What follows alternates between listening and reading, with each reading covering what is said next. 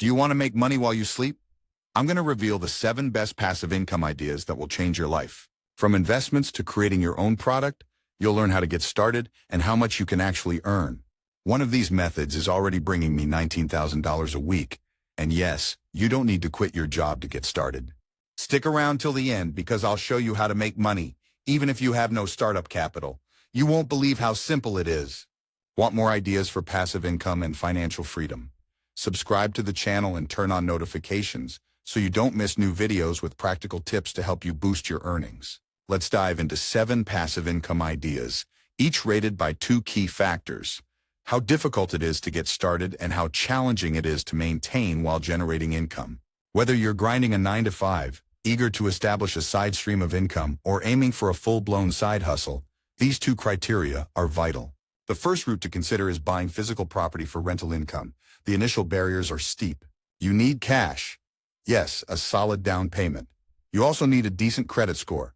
Beyond that, you'll spend time searching for the right property and, of course, the perfect tenant. So how hard is it to kick off? I'd rate the startup difficulty a 3 out of 5. Now for maintenance, this is where you hold the reins. You can decide if you want to get your hands dirty and manage it all yourself, spending your precious time, or if you'd rather pay someone, perhaps a property manager, to take the load off. Essentially, it'll either cost you time or money. If this sounds like too much of a hassle, here's a twist on rental income that bypasses the need for a down payment or hands-on management. Investing in a real estate investment trust, REIT. A REIT is a company that owns and rents out properties, anything from hotels to shopping centers. By law, 90% of its rental income must be paid to shareholders in the form of dividends. Getting started with a REIT? Piece of cake. You can buy shares just like you would with any stock, so I give the entry barrier a low 1 out of 5. For maintenance, a smooth 2. You don't have the headaches of direct ownership, but to see worthwhile returns, you'll need to invest a sizable amount because, unlike owning property, you can't leverage borrowed money. Take, for instance, Sigro, a REIT that owns properties across Europe. It offers a 3.4% return. Want $140 a month in passive income? You'd need to invest $50,000. Still, with long-term leases and blue-chip tenants, the rental income tends to be stable even in rough market conditions. Now onto something completely different, becoming a creatorpreneur. This isn't just about content creation, this is a business mindset for creators. You could be filming YouTube videos or crafting podcasts, but if you want to transform content into a passive income stream, you've got to think like an entrepreneur. Here's the catch. If you focus solely on your love for creating without strategy, it's just a hobby.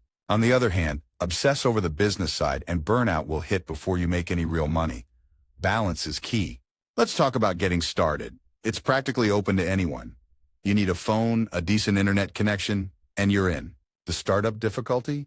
A mere 1 out of 5. However, here's where the challenge lies. It's a marathon, not a sprint.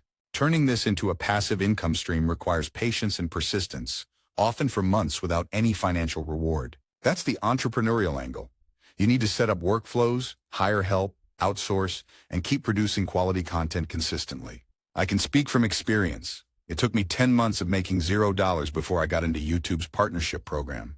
But now, hundreds of dollars roll in daily from AdSense, most of it coming from older videos. That's passive income in action.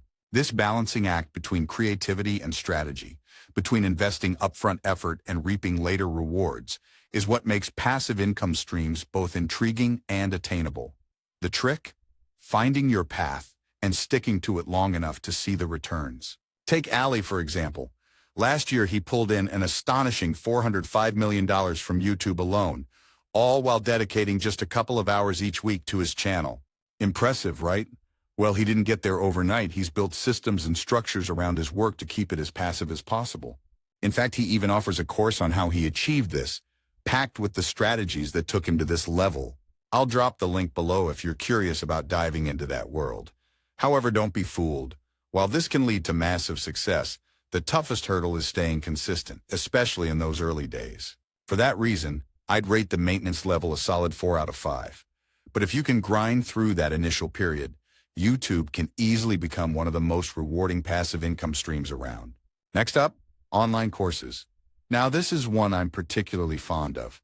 As a consumer, online courses give you unprecedented access to knowledge you might not find elsewhere. But from the creator's side, it's an excellent way to scale income.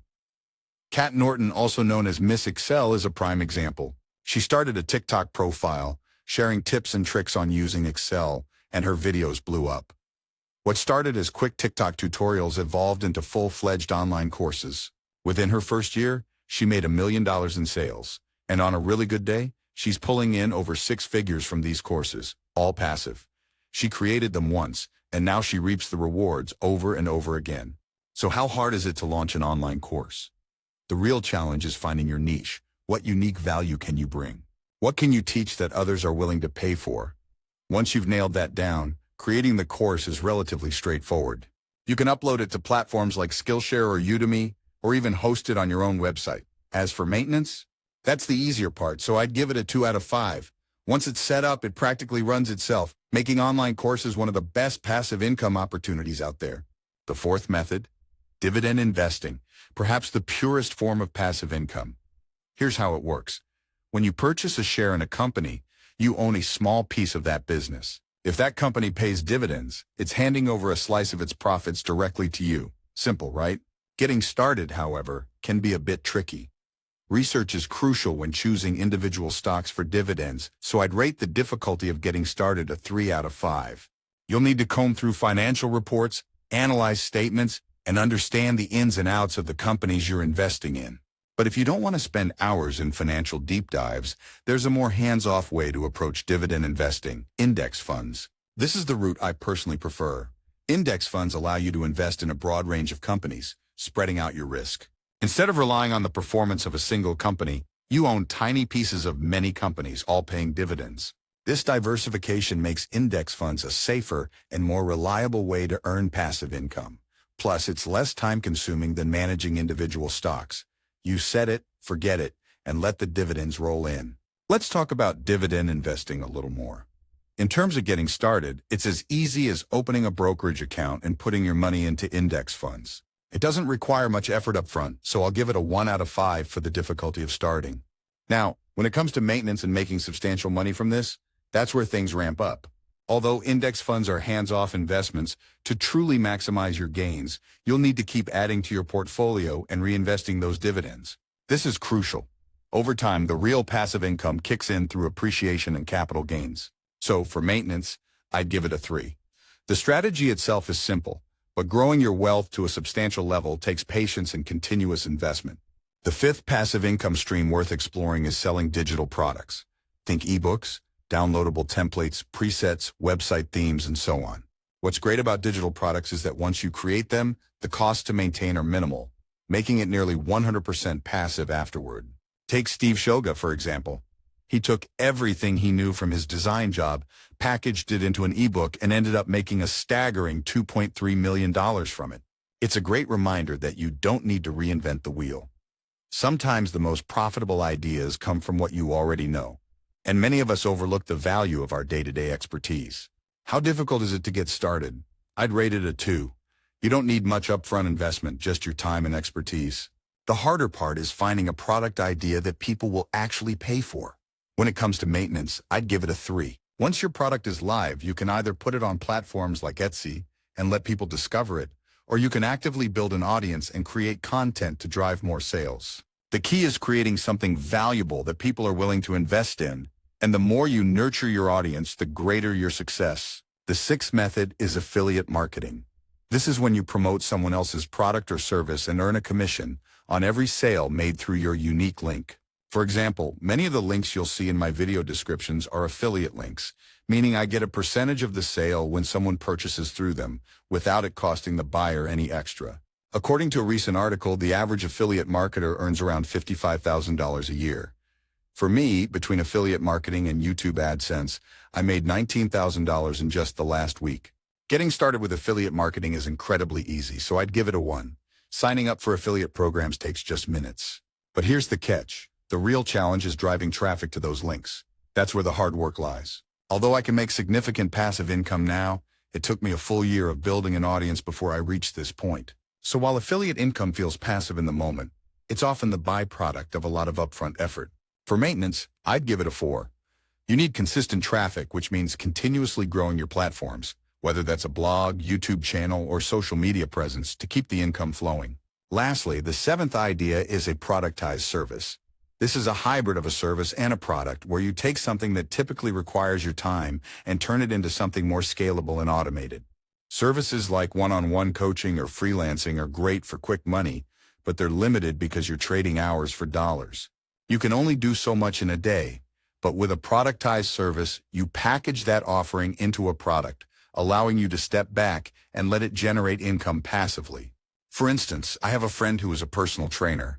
Before the pandemic, she ran one-on-one classes, charging by the hour. But eventually, she turned her expertise into a productized service by offering a subscription, 30 workout plans per month for $18 a month. She now has about 4,000 subscribers, bringing in steady monthly income without having to run those sessions herself. She built an app, started a subscription service, and hired a team. It took a lot of upfront effort, which is why I'd rate the difficulty of getting started a 4. It's not easy. But now other trainers handle the workouts, and she oversees the business. Maintenance, too, gets a 4 out of 5. You need to ensure the value remains consistent, and that's not something you can just set and forget. But once the system is up and running, the rewards are significant and passive. So, those are 7 passive income ideas to get you thinking. If you've tried any of these methods, I'd love to hear about your experiences. Would you recommend them? Or maybe you found other strategies that have worked for you. Feel free to share them in the comments.